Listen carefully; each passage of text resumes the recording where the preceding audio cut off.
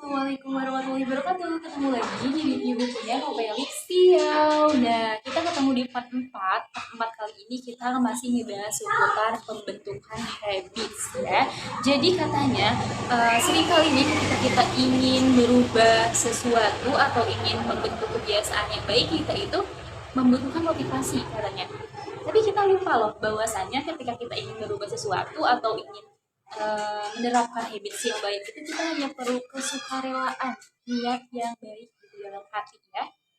Karena pada dasarnya habits itu, kebiasaan itu akan terbentuk dalam diri kita itu akan lebih berkualitas ketika kita melakukannya dengan niat yang baik atas dasar kesukarelaan tanpa keterpaksaan. Seperti yang kita tahu bahwasanya ketika kita melakukan sesuatu atas dasar keterpaksaan sama niat baik pasti beda ya hasilnya gitu. Nah, ibaratkan seperti itu ya untuk pembentukan habits juga.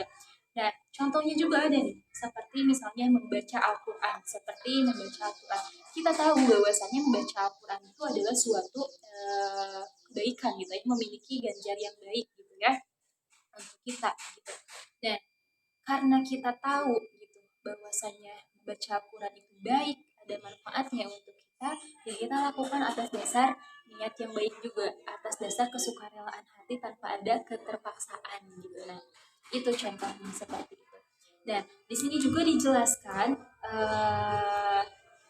bahwasanya untuk membentuk kepribadian itu kita tidak perlu mempertimbangkan logika atau pikiran gitu.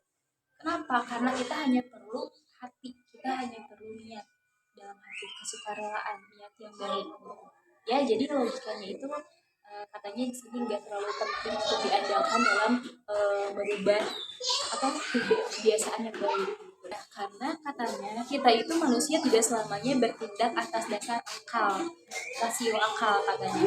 Karena kita kebanyakan itu pengkondisian atau pembiasaan habits gitu ya.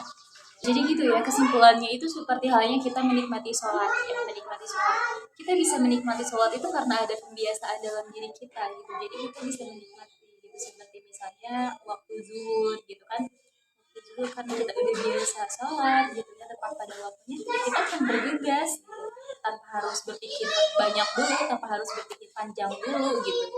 Nah, seperti itu ya. Jadi tadi intinya bahwasanya habits itu terbentuk atas dasar kesukarelaan hati, atas dasar niat yang baik dalam hati tanpa ada keterpaksaan. Karena kebiasaan yang baik hasilnya itu akan berkualitas ketika kita mengandalkan hati dan niat yang baik dalam hati kita. Nah itu ya. Terima kasih. Wassalamualaikum warahmatullahi wabarakatuh.